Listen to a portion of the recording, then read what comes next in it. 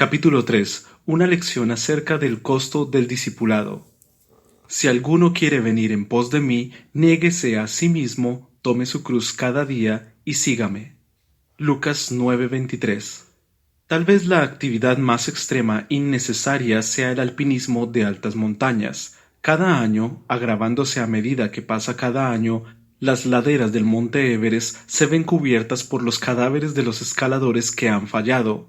El esfuerzo es costoso, extenuante y peligroso.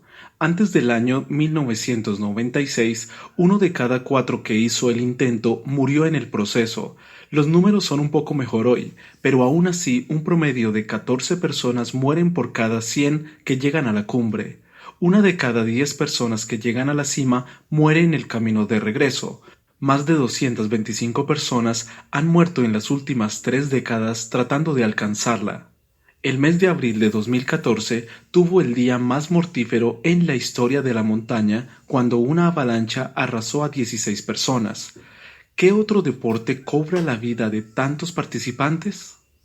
Esta es una expedición demasiado costosa, entre $30,000 a 4 veces esta cantidad por solo hacer un intento. El entrenamiento para el ascenso toma entre 8 y 12 meses a tiempo completo como mínimo. Varios años de experiencia de alpinismo se considera absolutamente necesario por la mayoría de los expertos. Teniendo en cuenta el alto costo de este pasatiempo y su posible resultado desastroso, es sorprendente cuántas personas arriesgan todo lo que tienen y hasta sus propias vidas para lograr una hazaña que no les ofrece alguna recompensa tangible más allá de la satisfacción propia y orgullo de haberlo logrado. Ciertamente, este no es un compromiso para tomarse a la ligera. Nuestro Señor dijo algo similar a los que mostraron un interés superficial en seguirle. El discipulado no es un estilo de vida para emprenderse de forma descuidada. Él contó 2 parábolas en Mateo 13 que ilustran la necesidad de considerar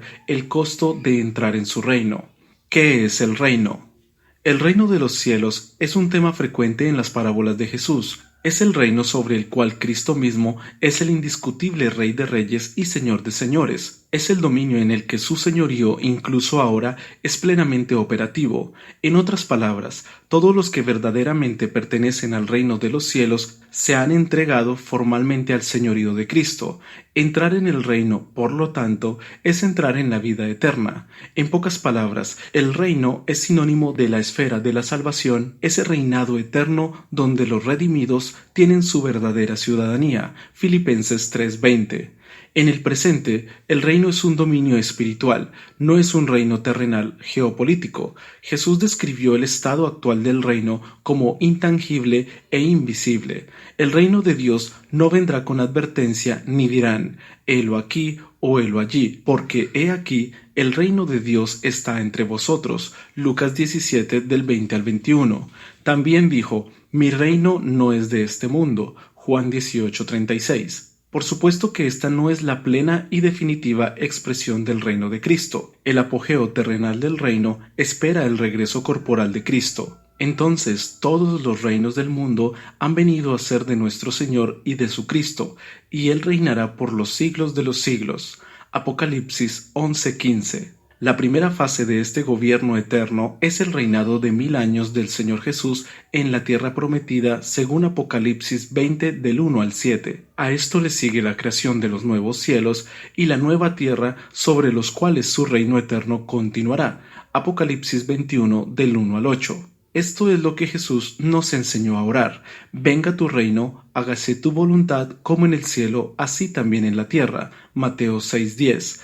Cuando el reino se manifieste finalmente en la nueva creación, será visible, universal, abarcando los cielos y la tierra, y para siempre. Mientras tanto, el reino es absolutamente real, está presente y de manera constante y silenciosa crece, ya que los pecadores son redimidos y se les concede bondadosamente la ciudadanía del reino por toda la eternidad.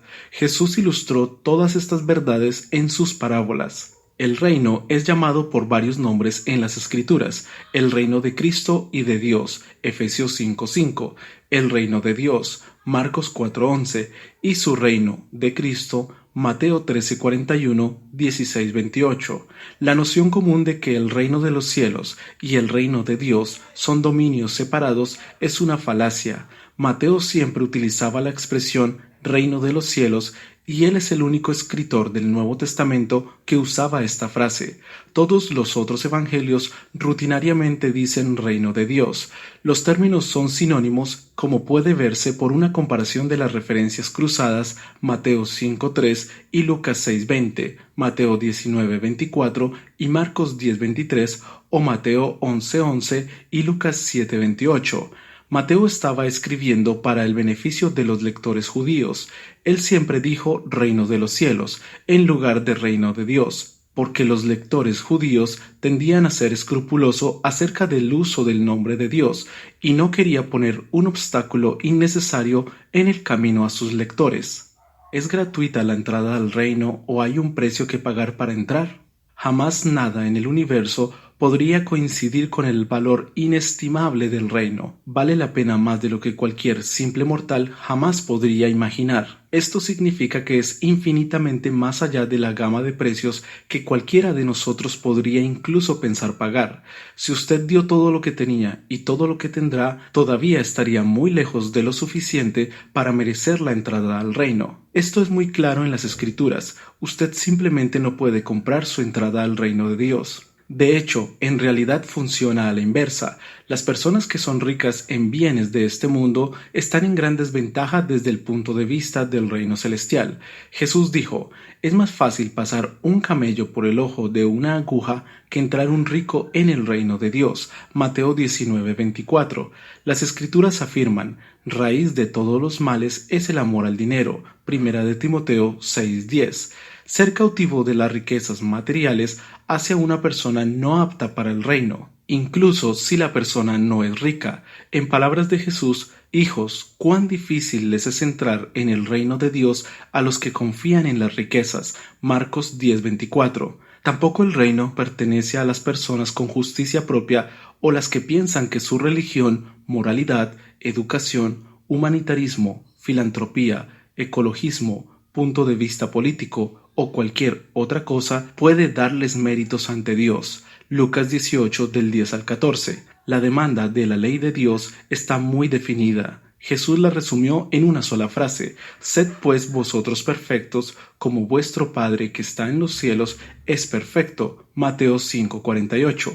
Santiago lo dice de esta manera: porque cualquiera que guardare toda la ley, pero ofendiere en un punto, se hace culpable de todos. Santiago 2:10. De modo que la ley nos condena a todos, porque todos estamos muy por debajo de esa medida. Es el colmo de la presunción arrogante imaginarse que pecadores caídos podrían satisfacer la perfecta norma de justicia de Dios o ganarse su favor tratando de cubrir nuestra culpa con nuestras propias obras imperfectas. Todos nosotros somos como suciedad y todas nuestras justicias como trapo de inmundicia. Isaías 64:6. Podríamos comprar primero todos los palacios y mansiones de la tierra antes de que podamos ganar la entrada al reino de los cielos por nuestros propios méritos. De hecho, la actitud característica de todos los verdaderos ciudadanos del reino es que son pobres en espíritu. Mateo 5:3. Ellos reconocen y confiesan su propia pobreza espiritual absoluta. Saben que son pecadores indignos. Primera de Timoteo 1:15. Por cierto, este no es uno de los misterios del reino mantenido oculto hasta que finalmente fue revelado en el Nuevo Testamento. Es una verdad básica que ya debería haber sido perfectamente claro. Los que confían en los bienes y de la muchedumbre de sus riquezas se jactan, ninguno de ellos podrá en manera alguna redimir al hermano ni dar a Dios su rescate, porque la redención de su vida es de gran precio y no se logrará jamás. Salmos 49 del 6 al 8. Es por eso que Jesús, el Cordero de Dios sin mancha, perfecto y sin pecado, tuvo que hacer la única expiación posible para los pecadores. Al que no conoció pecado, por nosotros, Dios, lo hizo pecado, para que nosotros fuésemos hechos justicia de Dios en él. Segunda de Corintios 5:21. En efecto, Cristo pagó en su totalidad la entrada al reino de los que creen en su nombre, porque Él es el único que podría pagar un precio tan inimaginablemente alto. Por cierto, se trataba de un exorbitante precio, infinitamente más que el oro y las riquezas materiales de toda la tierra combinados. Fuisteis rescatados de vuestra vana manera de vivir, la cual recibisteis de vuestros padres, no con cosas corruptibles como oro o plata, sino con la sangre preciosa de Cristo, como de un cordero sin mancha y sin contaminación. Primera de Pedro 1:18 al 19. Él pagó el precio en su totalidad. Esto es lo que sus últimas palabras en la cruz significaban. Consumado es. Juan 19:30. Con una sola ofrenda hizo perfectos para siempre a los santificados. Hebreos 10:14. Por lo tanto, todos los que entran en el reino lo hacen sin dinero y sin precio. Isaías 55:1. Por la gracia mediante la fe, no por algún mérito o virtud propia. Efesios 2 del 8 al 9. Sin embargo, como estamos a punto de ver en dos ejemplos concisos, la fe genuina nunca deja de apreciar el verdadero costo de la salvación, lo que nuestra liberación de la maldición y la esclavitud del pecado le costó a Cristo, lo que significa ser comprado por Cristo y rendirse a su señorío, y sobre todo lo inestimable que es la redención en términos de su valor eterno para el pecador. Además, y paradójicamente, aunque el Señor Jesús pagó el precio en su totalidad, no es inconsecuente en instar a las personas a considerar el costo de entrar en el reino. De hecho, esto es lo que Jesús está haciendo en estas dos breves parábolas registradas en Mateo 13:44 al 46. Él insta a todos los que quisieran entrar en el reino a tener en cuenta lo que les va a costar. ¿Cuál es el costo para un pecador que entra al reino de Dios? El tesoro escondido. La primera parábola es tan simple que está contenida en un solo versículo.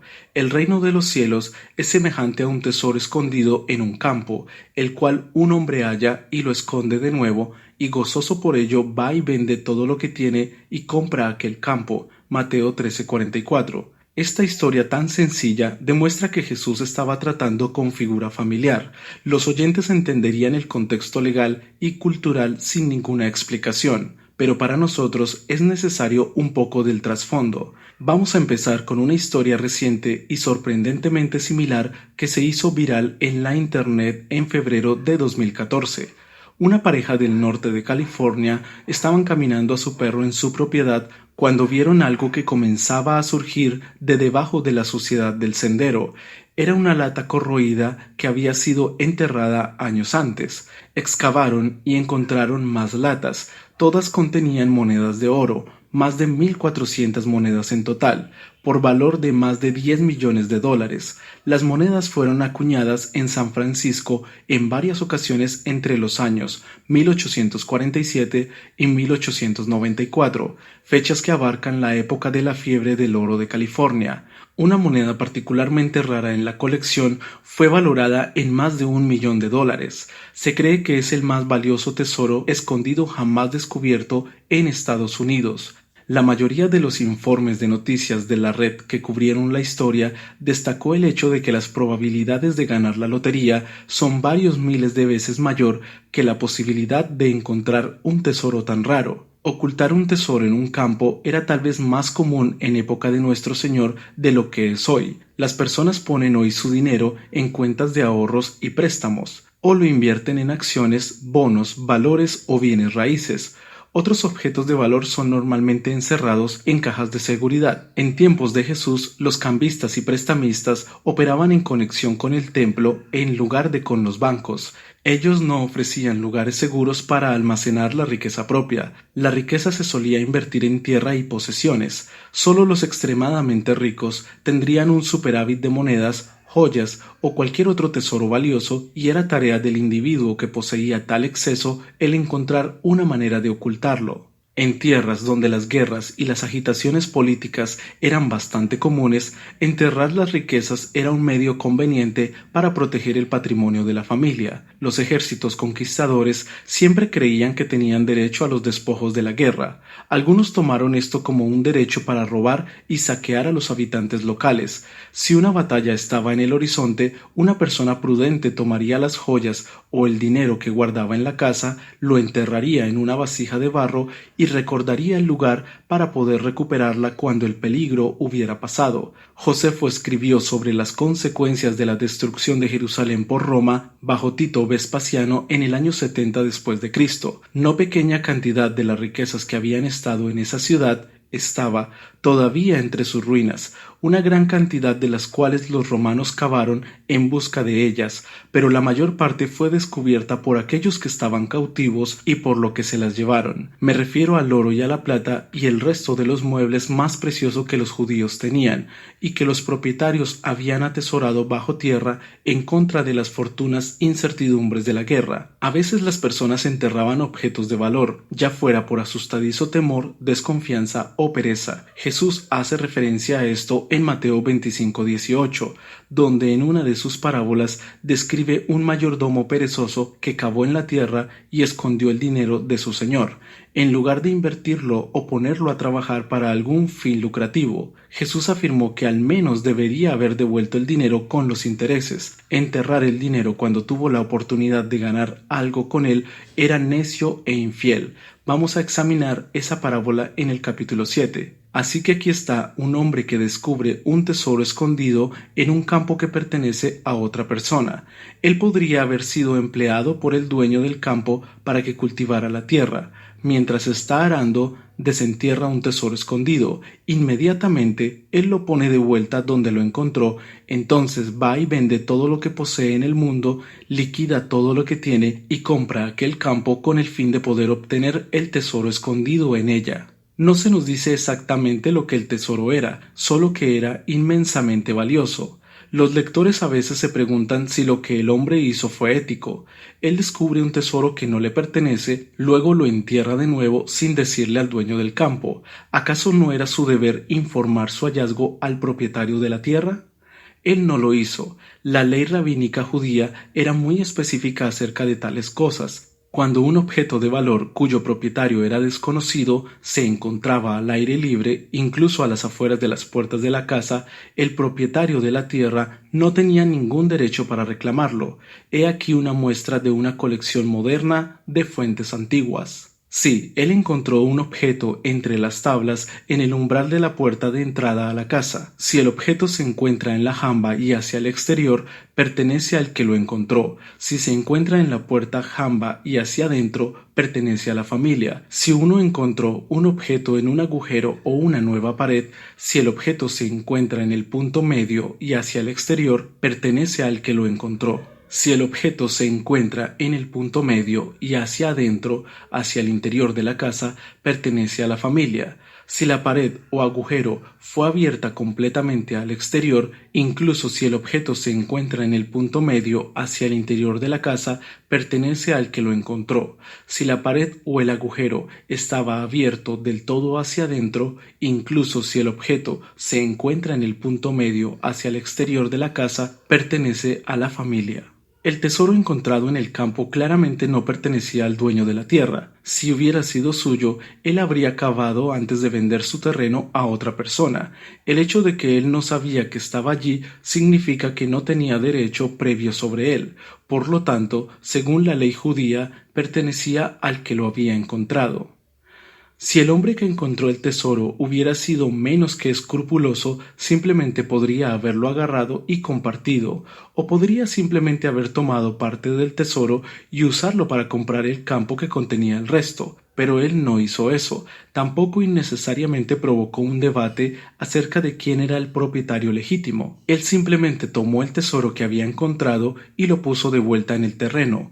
Luego vendió todo lo que tenía en la faz de la tierra y compró todo el campo solo para tener la propiedad indiscutible de ese tesoro. Esta es la premisa de la parábola. Un hombre encontró algo tan valioso que vendió todo lo que poseía para poder conseguirlo. Estaba tan contento, tan abrumado por el valor de su descubrimiento, que estaba ansioso por entregar todo lo que tenía con tal de ganar ese tesoro, la perla de gran precio.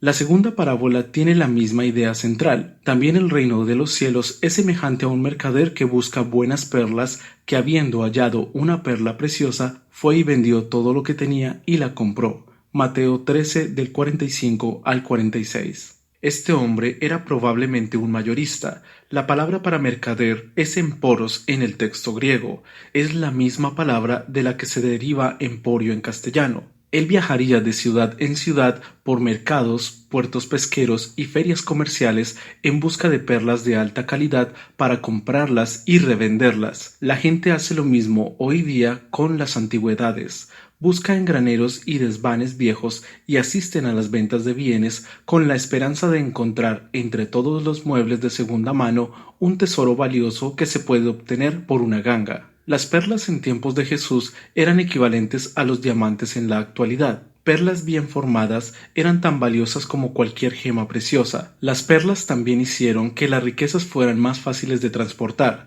Si tenía buenas perlas, usted era dueño de una fortuna. Buzos que trabajaban gratis, sin máscaras de buceo, trajes apropiados, pesos adecuados o aparato de respiración, las reunían desde profundidades peligrosas del Mar Rojo, el Golfo Pérsico y el Océano Índico. Muchos murieron en este tipo de inmersiones. Los buzos de perlas se ataban rocas a sus cuerpos, tomaban una respiración larga y profunda y saltaban desde el lado de un barco y revisaban el lodo del fondo en busca de las ostras.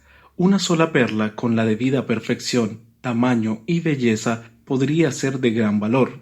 Cuando Jesús dijo, «Ni echéis vuestras perlas delante de los cerdos», Mateo 7:6, él estaba pintando un cuadro absurdo para ilustrar la locura de tratar de razonar con personas que claramente no tienen nada más que desprecio por la verdad. ¿Quién iba a esperar que la más inferior de las bestias inmundas apreciara algo tan valioso como las perlas? Este comerciante buscaba perlas finas para vender porque eran una inversión confiable, aumentaban en valor a medida que pasaba el tiempo. Como es el caso hoy día, los inversionistas sabios diversifican, guardan un poco de dinero, invierten cierta cantidad en perlas y otra parte en el sector inmobiliario. La única cosa que los inversionistas inteligentes no solían hacer era poner todo en un solo producto. En vista de ello, es significativo que en estas dos parábolas los personajes principales hicieron precisamente lo que los asesores en inversiones con más experiencia nos advertirían no hacer. El primer hombre lo vendió todo y compró un campo, el segundo lo vendió todo y compró una perla. 6 verdades vitales acerca del reino. Estas dos simples parábolas no tratan acerca de los principios de inversión. Ellas tienen una idea clave que es espiritual. Todo lo que este mundo considera que vale la pena o es importante es considerado como pura pérdida comparado con la excelencia del conocimiento de Cristo y ser parte de su reino. Filipenses 3 del 7 al 8. Este punto resume varias lecciones fundamentales acerca del reino que se entretejen en estas parábolas. En primer lugar, es una verdad que hemos tocado ya, el reino es de un valor que no tiene precio. En Cristo y su reino tenemos un tesoro eterno que es rico más allá de cualquier comparación.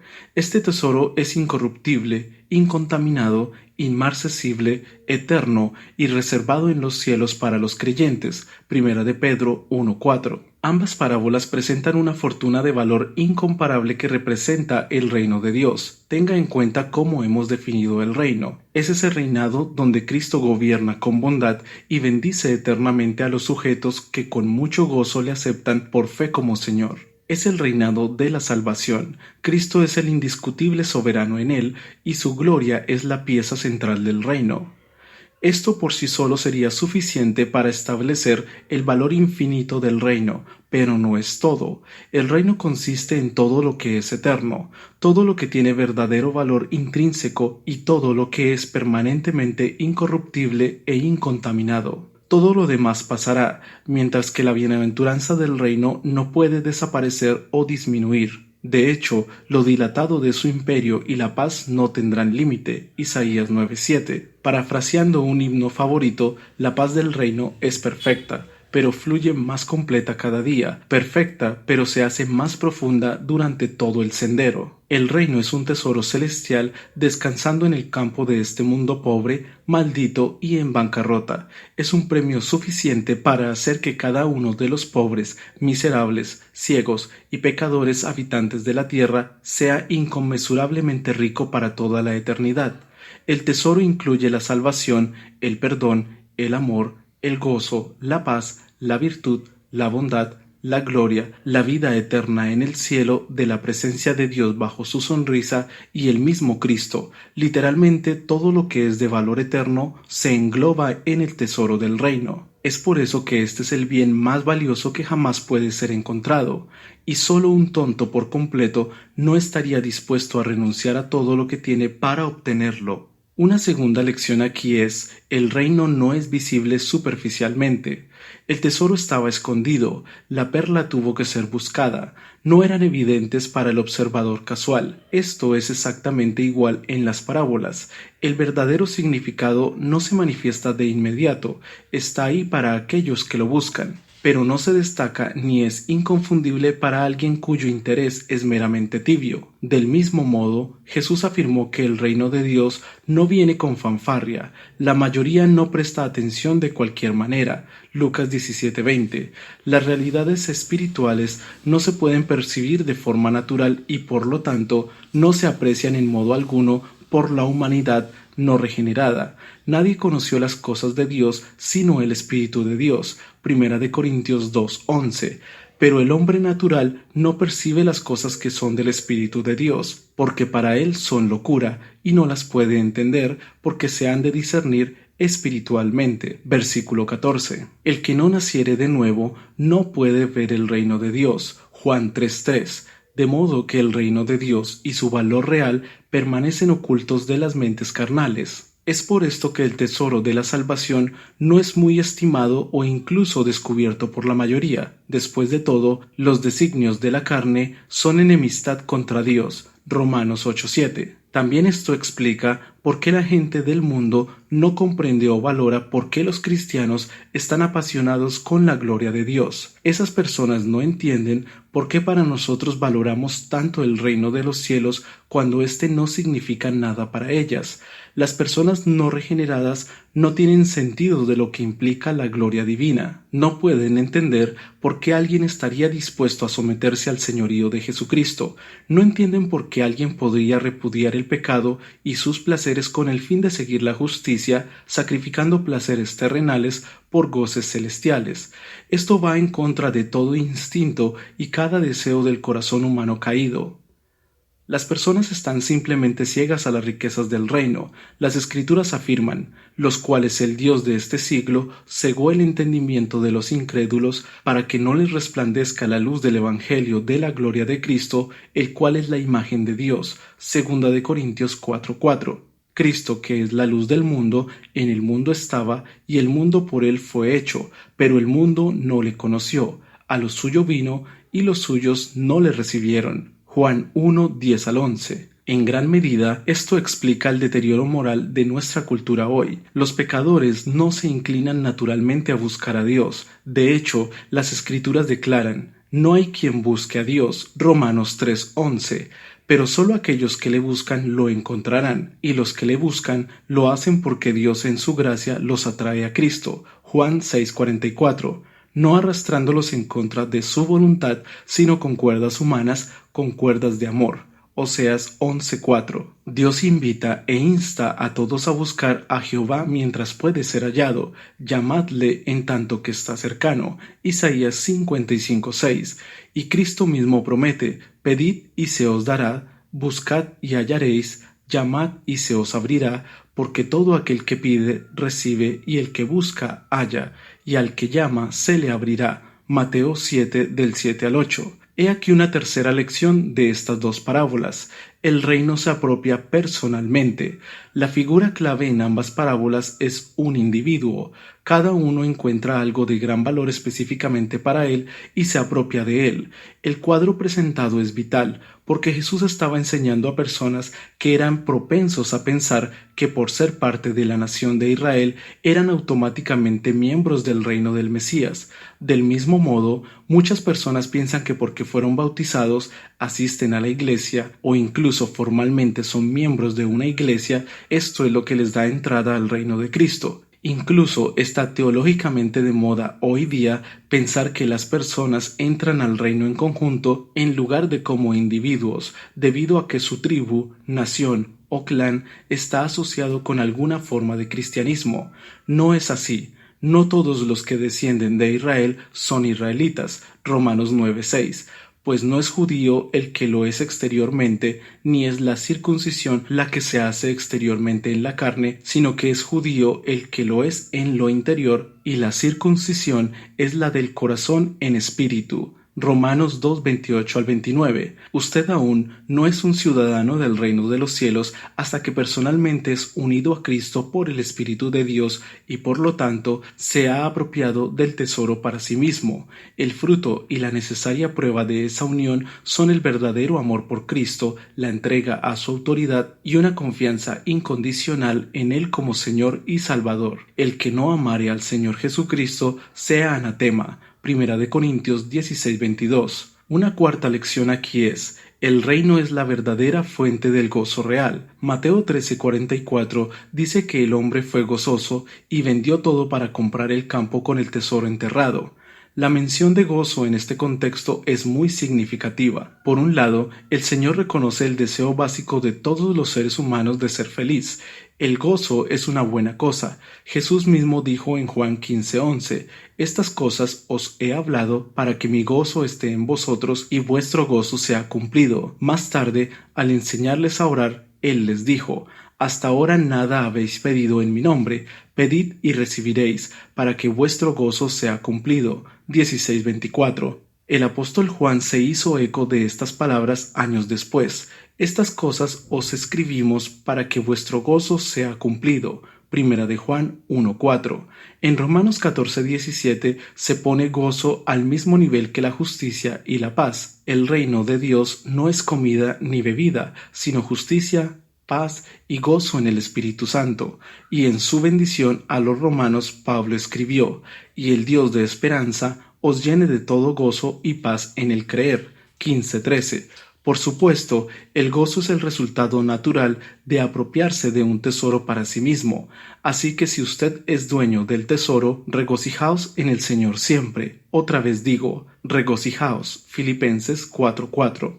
Una quinta lección: no todo el mundo llega al reino por el mismo enfoque. Apenas necesitamos señalar las similitudes obvias en las dos parábolas. En ambos casos usted encuentra a un individuo. Cada uno de ellos encuentra algo de gran valor. Cada uno entiende su valor y cada uno está dispuesto a renunciar a todo para obtener el tesoro. Sin embargo, también existe una diferencia en las dos historias. En la primera parábola, el hombre tropieza con el tesoro. En la segunda, el mercader busca la perla sabiendo exactamente lo que busca. No hay ninguna razón para pensar que el hombre en el campo estaba buscando un tesoro. Él estaba simplemente siguiendo su rutina normal, trabajando, caminando, arando un campo, construyendo algo u otra cosa que involucraba excavar o atender algún cultivo. Y mientras estaba en el campo haciendo lo que tenía que hacer, se topó con una fortuna. Mucha gente encuentra el reino así. Por ejemplo, el apóstol Pablo no estaba tratando de entrar en el reino. Él suponía que ya estaba en el reino e iba camino a Damasco para perseguir a los cristianos. Lo siguiente que supo fue que Dios le atacó desde el cielo, le hizo caer a tierra y él fue redimido. En realidad, Pablo estaba bastante satisfecho con su propia justicia hasta que tropezó con una fortuna que hizo que sus propios logros religiosos parecieran un saco de estiércol. Filipenses 3:8. Del mismo modo, la mujer samaritana llegó al pozo porque necesitaba agua. Aunque no busca un encuentro con Cristo, ella providencialmente le conoció y se fue a casa redimida. Tanto ella como el ciego de nacimiento, Juan 9, el apóstol Mateo, Mateo 9:9, y muchos otros han entrado de tropiezo al reino. Por otra parte, el comerciante estaba en una búsqueda específica de perlas valiosas. Él sabía lo que estaba buscando, quería algo genuino y de valor duradero. Él es como el eunuco etíope de Hechos 8, Cornelio en Hechos 10 o los de Berea en Hechos 17. Representa a alguien que está buscando el reino a sabiendas. Él estaba siendo atraído a Cristo por medio de una búsqueda consciente de la vida eterna. Algunos parecen entrar en el reino casi por accidente, otros siendo atraídos pasan tiempo buscando conscientemente. En ambos casos es Dios quien soberanamente ordena su descubrimiento de Cristo. Él se ocupa de todas las personas como individuos, ordenando los pasos de cada uno de acuerdo con su plan, bondadosamente otorgando a corazones pecaminosos la voluntad y la sabiduría para ver y apreciar el valor infinito del reino y con ello motivarlos a estimar Cristo mayor que todas las riquezas del mundo. Esa es la fe salvadora. La sexta lección es la fe salvadora tiene un alto costo. Observe que en estas dos parábolas el premio se compra. Jesús no estaba enseñando, por supuesto, que la vida eterna se puede comprar con dinero o merecerse por las obras humanas. Ya hemos señalado que tal pensamiento es contrario a todo lo que las Escrituras enseñan acerca de la gracia, la fe y la salvación. El precio de la salvación fue pagado por completo por el Señor Jesucristo. Él hizo completa expiación por los pecados de su pueblo. La vida eterna es gratis para el pecador arrepentido. Es un don recibido por la fe sola, no una recompensa que se gana o compra por obras de ninguna clase. Pero decir que la vida eterna se puede recibir gratuitamente por la fe no significa que tal fe es conocimiento simple o asentimiento nominal de ciertos hechos. La fe salvadora no es un acto físico como caminar un pasillo o levantar una mano. La fe genuina no es una simple idea o un asentimiento selectivo de la enseñanza de Jesucristo. Significa dejar a un lado todo lo demás y renunciar a toda confianza de que algo o alguien puede ganarnos méritos con Dios. Es la entrega total a la persona y obra del Salvador. Como reza el himno clásico, llevo nada en la mano, solo me aferro a tu cruz.